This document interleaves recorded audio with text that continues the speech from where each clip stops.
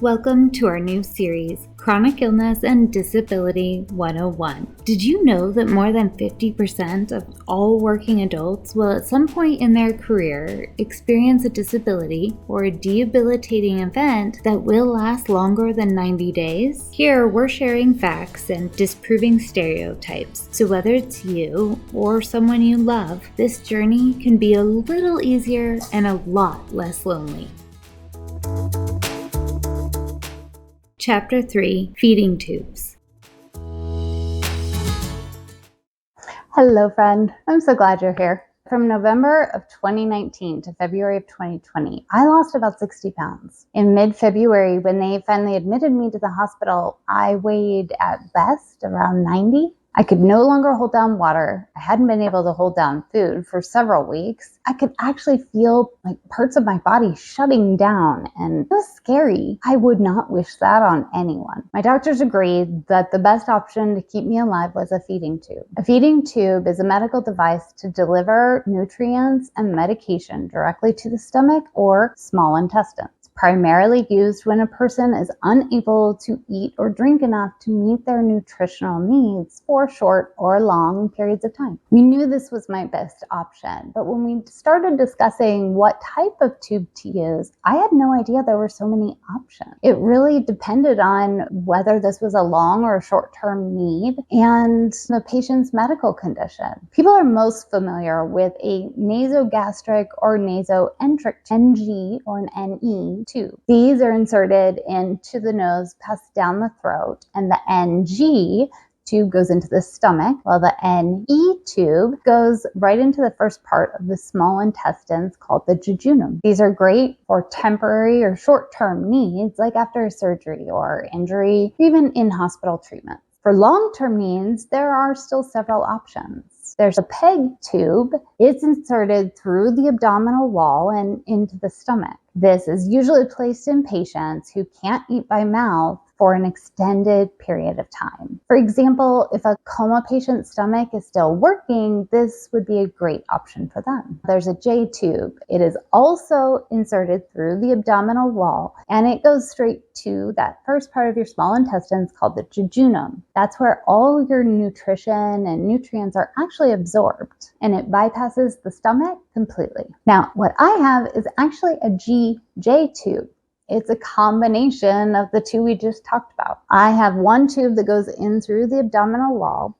Part of it goes to my stomach and part of it goes to my jejunum. This type of tube is most commonly used when there's a problem with the stomach or the stomach emptying, even the intestinal motility, and when the patient is going to require long-term tube feeding. A feeding tube is used to prevent or correct malnutrition, dehydration, when normal eating isn't possible. Now, this can occur from a neurological disorder like a stroke or Parkinson's MS that causes swallowing or chewing difficulty. Other conditions like Crohn's disease, ulcerative colitis, gastroparesis, those interfere with the normal digestive and absorption processes. Cancer treatments can cause patients to lose the ability to eat. Injuries, comas, or even some surgical procedures can impair someone's ability to eat and swallow, creating the need for nutritional intervention. While feeding tubes can provide essential nutrients and hydration to their patients, there are immediate and long-term risks. Pain and discomfort during the insertion, maintenance, and replacement will occur. Tubes can become blocked or infected, both of which can lead to serious complications if left untreated. The stoma site can become irritated, develop acid burns. They can bleed, or the patient can experience tissue granulation. While feeding tubes are meant to save or preserve your life with nutrition and hydration, many patients experience a decreased quality of life due to the limitations on daily activities, travel restrictions, social isolations, and sometimes even a dependency for a caregiver. They are also not a guarantee of survival. In fact, studies suggest that the use of feeding tubes in some patients can actually increase their risk of mortality. When my GJ tube was first placed, they actually use buttons around it to hold it in place while the site heals and your body adjusts to the tube being there. Unbeknownst to me, the stitches that hold the buttons on were supposed to dissolve and the buttons were supposed to fall off. I had no idea. So for 17 days in the hospital and a week or two at home, I was doing everything I could to care for these buttons and my stoma site the best I could. And I ended up with a horrible infection. Now, this is around early to mid-March 2020. I'm in excruciating pain. I can hardly move. My tube feedings are failing because I have this horrible infection. And I head to the GI doctor. Well, given what was happening in the world, my temperature was taken and I was told to leave. Tried to explain, and luckily one of the other staff members heard what was going on and went and talked to the doctor and asked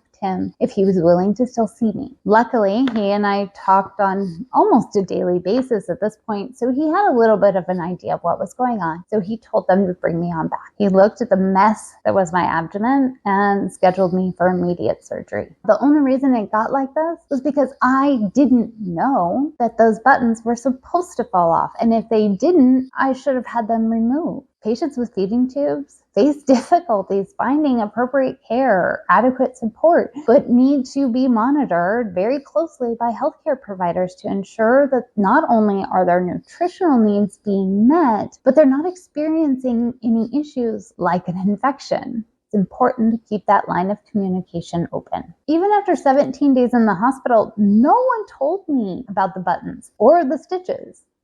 In fact, my entire tube education was watching what a couple of the nurses did while I was inpatient and a couple of the handouts that they included in my discharge instructions. That was it. In subsequent hospitalizations, I actually had to provide all my own feeding tube supplies and teach the staff how to work with my feeding tube twice. Hospital staff has actually broken my tube because they didn't know how to use it correctly, and that ended up requiring me to have an additional tube exchange procedure. Needing a feeding tube can have a very significant financial impact for both patients and their families. The cost of supplies, equipment, and especially formula can be substantial, and unfortunately, insurance coverage can be limited, making this necessity a financial burden. According to a study published in the Journal of Paternal and Enteral Nutrition, the cost of feeding tube supplies and equipment for a patient who requires continuous tube feeds can range from $1,500 to $3,000 per month. This doesn't even include the cost of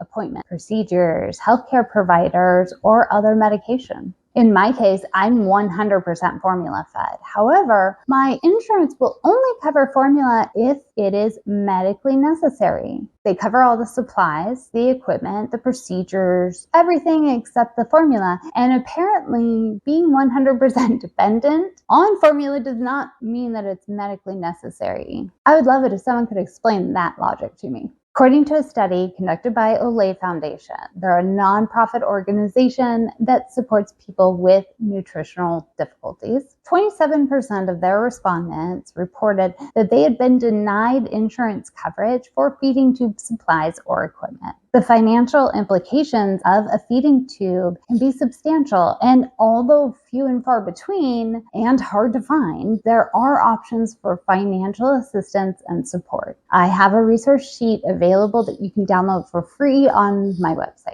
Feeding tubes can also impact a person's ability to work. According to a survey also conducted by Olay Foundation, 31% of respondents reported that they had lost their job or had to stop working due to their need for tube feeding. It can be difficult to obtain or sustain employment or arrange the necessary accommodations you need to continue working. In social situations, people with feeding tubes sometimes feel very awkward, uncomfortable, stigmatized, or excluded due to their reliance on tube feeding. They can feel self-conscious about the visible presence of the tube, or they may struggle in situations or holidays that revolve all around food. This can lead to a lot of loss, social isolation, and difficulties keeping and forming relationships or friendships. Most people have only seen or experienced feeding tubes through television or movies. There's no real effective way to explain it, and you can't get it unless you get it, and we don't want you to get it.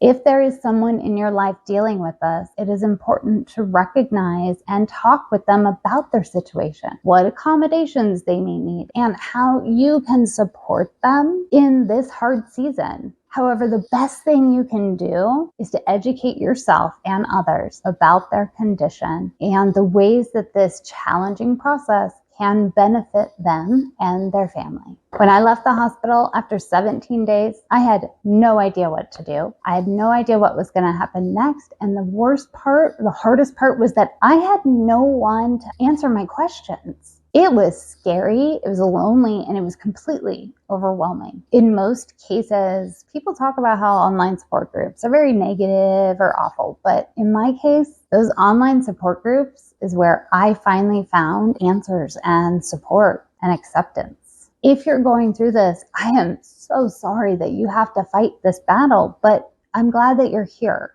This may feel lonely, but it doesn't have to. I will help any way I can. And there is an entire community that no one really wants to belong to. But once you're here, you are loved and supported 100%.